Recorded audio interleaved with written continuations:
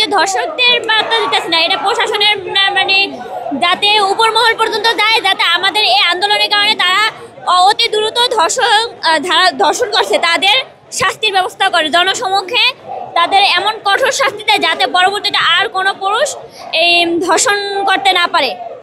এটার ধর্ষণকারী একটাই শাস্তি হবে, মৃত্যু।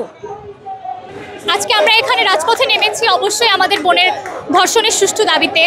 জানেন যে আসিয়া নামে আমাদের যে বোন ধর্ষিত হয়েছে, তার প্রেক্ষিতে আমরা আজকে ধর্ষকের বিচারের দাবিতে আজকে রাজপথে নেমেছি। আর আমরা চাই ধর্ষকের সর্বোচ্চ শাস্তি হচ্ছে মৃত্যুদণ্ড। তার মৃত্যুদণ্ড হোক, হয় প্রশাসন যদি চরমভাবে ব্যর্থ হয় তাহলে জনগণের হাতে ছেড়ে দিন, আমরা তাদেরকে ফাঁসি বা প্রকাশ্যে মৃত্যুদণ্ড দিতে চাই। প্রশাসনের ব্যর্থতা, পুরুষতান্ত্রিক সমাজের মনুষ্যত্বের অভাব, নারীর পোশাক, এটা সব থেকে হাস্যকর। নারীর পোশাক যদি এই ধর্ষণের মূল কারণ হয়, আমাদের বোন আসিয়াকে পোশাকের জন্য ধর্ষিত হলো, 2 মাসের বাচ্চাটাকে পোশাকের জন্য ধর্ষিত হচ্ছে, 80 বছরের বৃদ্ধাকে পোশাকের জন্য ধর্ষিত হচ্ছে, নাকি মধ্যবয়স্ক একজন মাদ্রাসার স্টুডেন্ট ধর্ষিত হচ্ছে তার পোশাকের জন্য, মাদ্রাসার শিক্ষক দ্বারা ধর্ষিত হচ্ছে পোশাকের জন্য?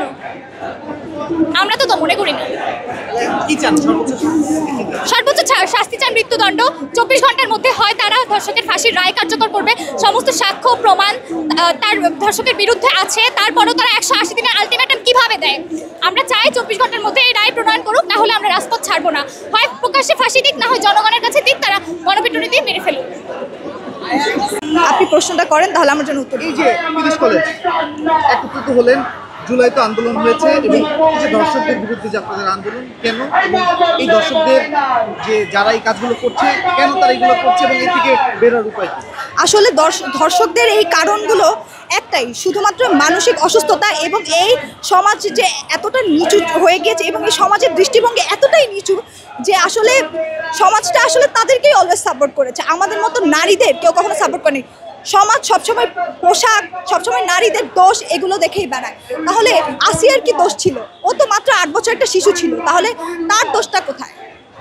এটাই বা হচ্ছে আমরা বলতে গেলে যে এই যে সমাজের যে চোখে আমরা অলওয়েজ নিচু হয়ে আসলাম বা আমাদের কোনো অধিকার নেই, সেটার জন্যই আসলে আমার মনে হয় যে ধর্ষক এতটা সাহস পেয়েছে, এত দূর এসেছে। অনেকে বলছে যে পোশাকও নাকি দায়ী। পোশাক, এই যে আমি বললাম পোশাক যদি দায়ী হতো তাহলে আসিয়ার দোষটা কোথায়? ওকে এত নির্মমভাবে ওকে নির্যাতন করা হয়েছে কেন? একটা বাচ্চা শিশু, সে কি বুঝতো? কি করলে আসলে দর্শন থেকে এই দেশকে মুক্ত করা যাবে?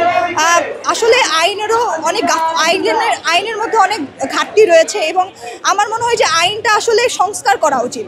এখন অনেক আইনি সংস্কার হচ্ছে, তিতুমিরকে বিশ্ববিদ্যালয় বানিয়ে দেওয়া হচ্ছে, তাহলে সেক্ষেত্রে আমার মনে হয় ধর্ষণের যে আইনটা সেটা সংস্কার করা উচিত। প্রত্যেকটা জায়গায় আমরা ধর্মকে হচ্ছে প্রয়োগ করি, তাহলে আমরা কেন এখন এই ধর্ষকের বিরুদ্ধে কেন আমরা আইন প্রয়োগ করছি না? কেন ওদের ফাঁসি দেওয়া হচ্ছে না? কেন ওদের মৃত্যুদণ্ড দেওয়া হচ্ছে না? Thank you.